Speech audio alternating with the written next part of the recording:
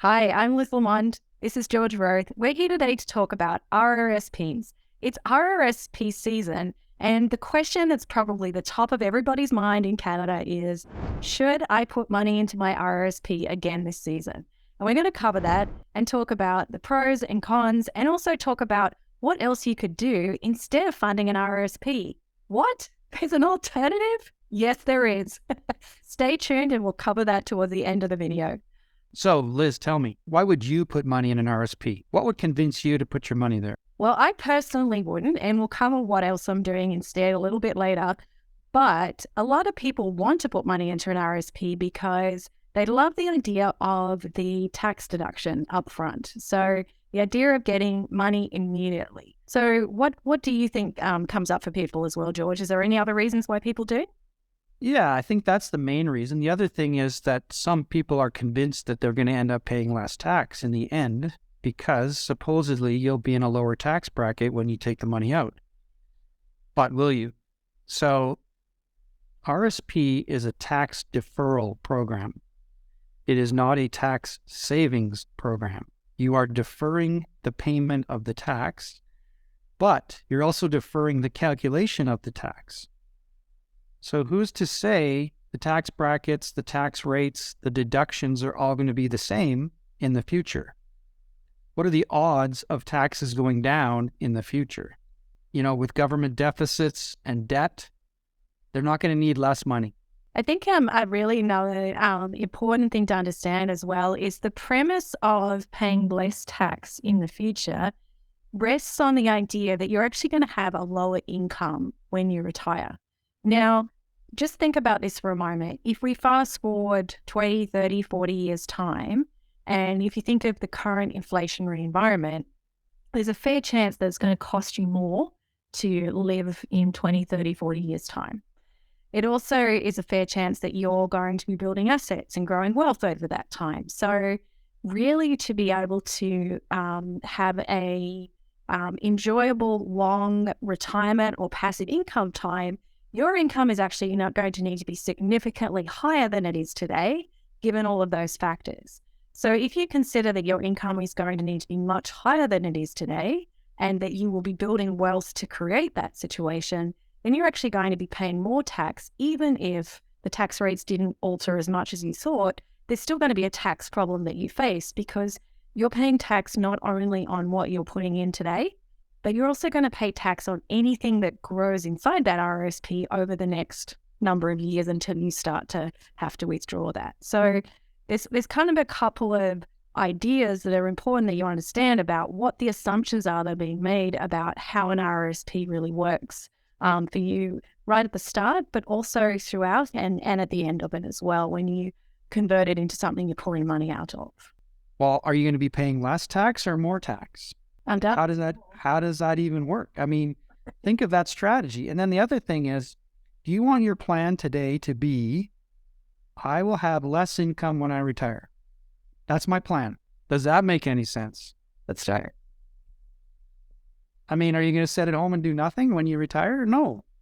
The whole point of retirement or passive income time is that you get out and enjoy life. Now's your time, right?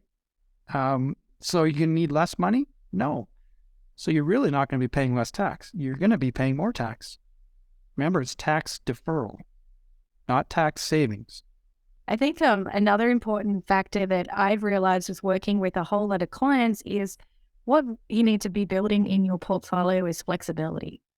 So flexibility in terms of how you can access the different assets that you have in your portfolio so that it doesn't cause any flow-on effects in with other assets that you're needing to use. So with a RRSP, at 71, you are actually obligated to start taking income out of it at the rate that the government determines at that time. So what I've seen happen for some people is with other assets that they have that they're also needing to access, perhaps pensions or other kinds of assets that they're getting paid, by having to pull money out of their, at that point, probably a lira, they are having to then be pushed into the next tax bracket. So they're not actually even getting the same benefit that they were expecting from that money because it's pushing them into a higher tax bracket at that point because they're forced to take that out.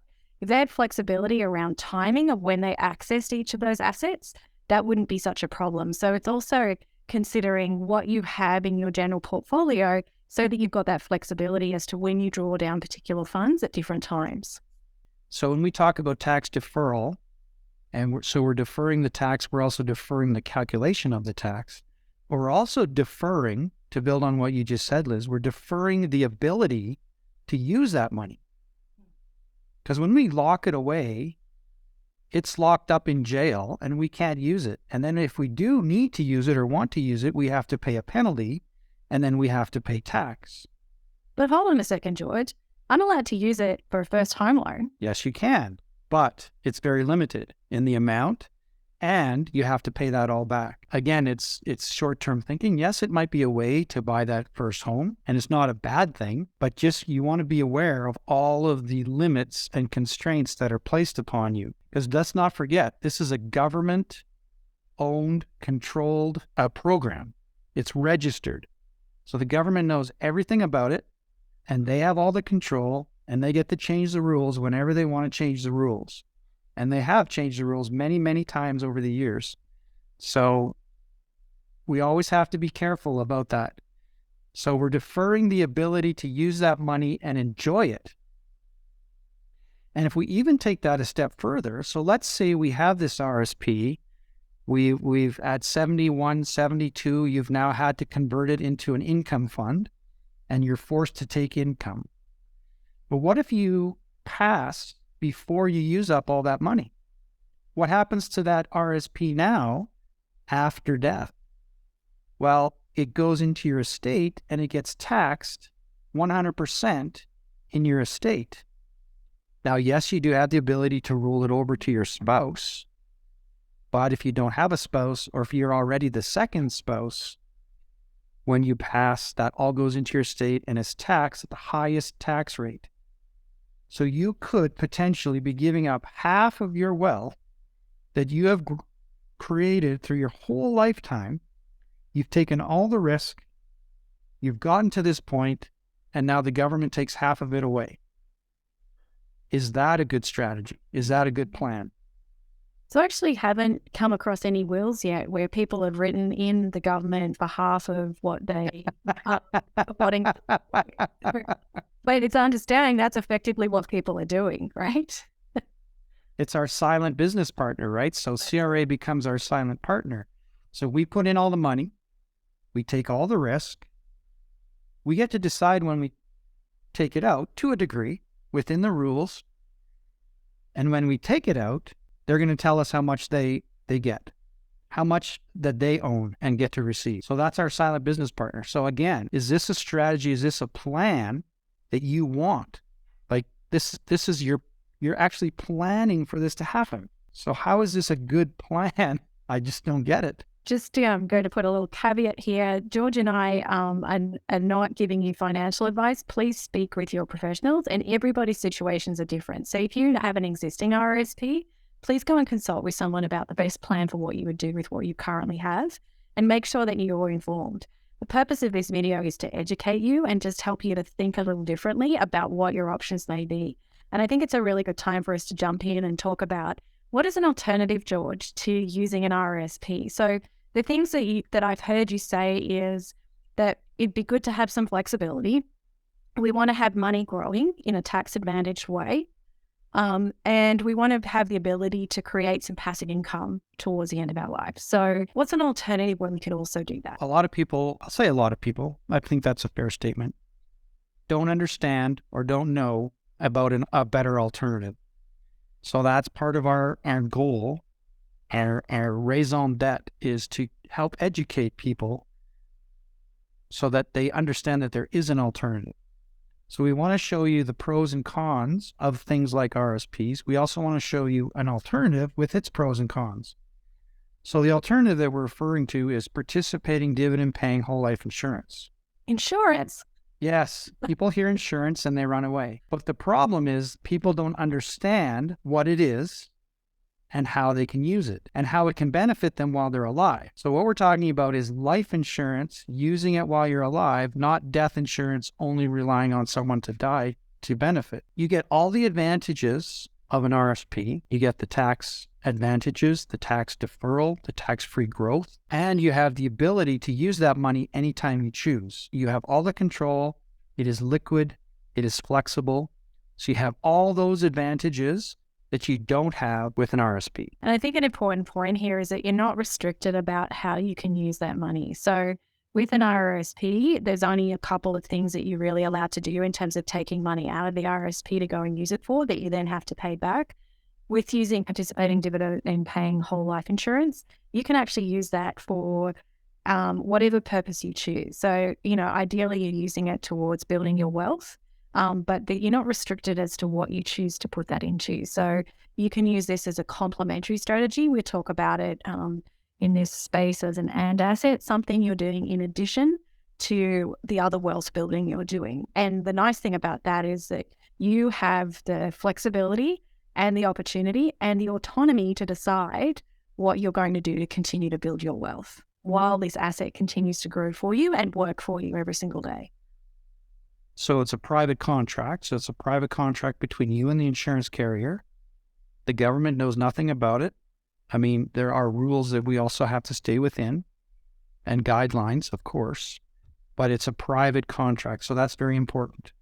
They can't just change the rules whenever they see fit.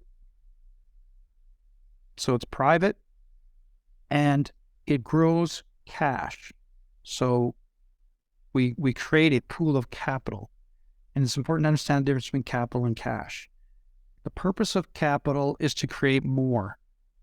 We use it to create more. Cash, we spend, it's gone forever, and it can never do anything for us ever again. So we want to create a pool of capital that we can use and access and purchase more assets that give us more equity and more income.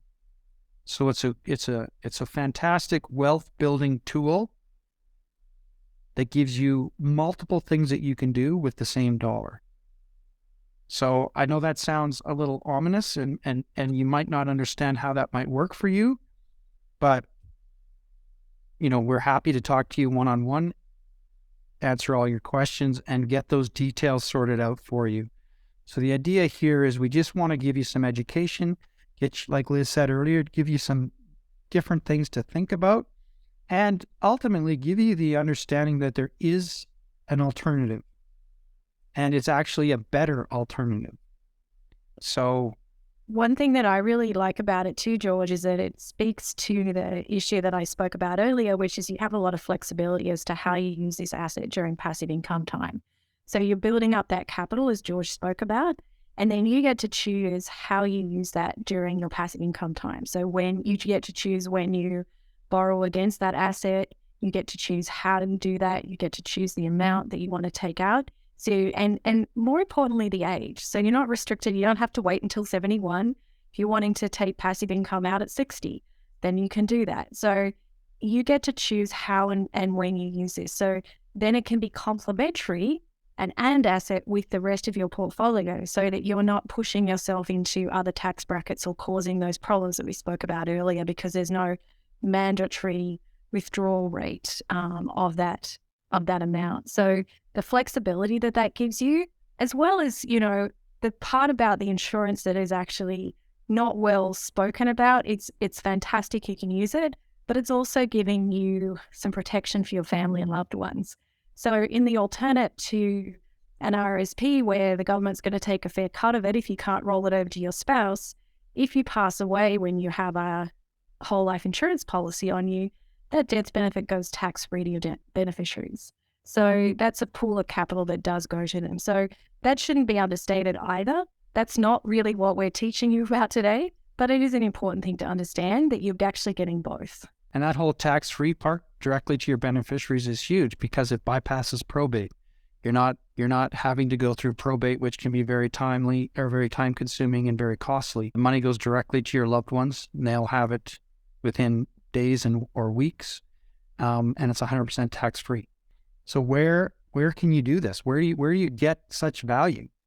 And not only that, the premiums are guaranteed never to go up. So your cost is fixed, but the value continues to grow. So it's an excellent hedge against inflation as well, because that cost never goes up, but the value always goes up, guaranteed by contract. So this has so many advantages. It's incredible. We can't even go through them all with you in this short video, but we'd be certainly happy to explain them all to you. Thanks so much. And catch us on our next video when we talk about TFSAs.